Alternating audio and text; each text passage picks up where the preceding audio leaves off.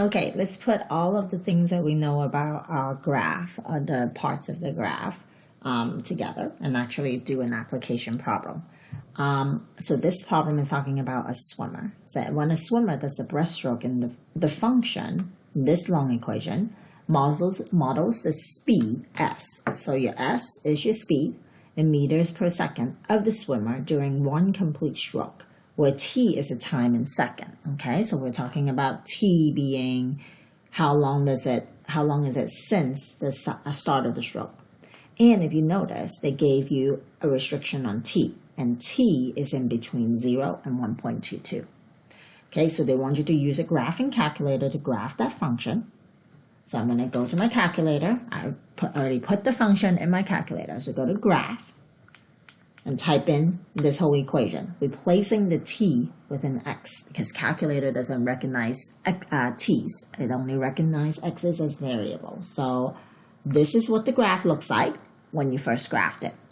Now, keep in mind that they only want to look at the time from 0 second to 1.22 seconds. So I'm going to go to Menu, Window Zoom, and I'm going to restrict it. Go to the window setting and say my x minimum can only be 0. My x maximum can be 1.22 because that's the highest x in my restriction. And then go ahead and click Enter. And there is the speed of the swimmer in one breaststroke. All right, what else? What does the question ask for? It says, at what time during the stroke, right here, is the swimmer traveling the fastest? That means traveling the fastest means that you have the highest speed. So we're looking at this graph.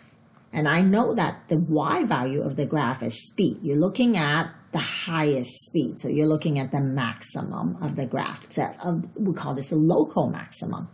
There are a couple of humps and valley, right? If I'm looking at the highest, it looks like it's from here. This is the highest speed that I have. So what I'm going to do is going to go to Menu, Analyze Graph, and I'm going to go to the maximum. And I'm only going to highlight this part because I know that my highest speed happened in that area. So click, highlight, right, looks like that's my highest speed right there at that point. My highest speed, according to my calculator, gives me this, 0.948, 3.629. So the fastest that the swimmer is going is at 3.629 meters per second. Now let's double check our question. It asks you at what time. So at what time is this swimmer swimming at this speed?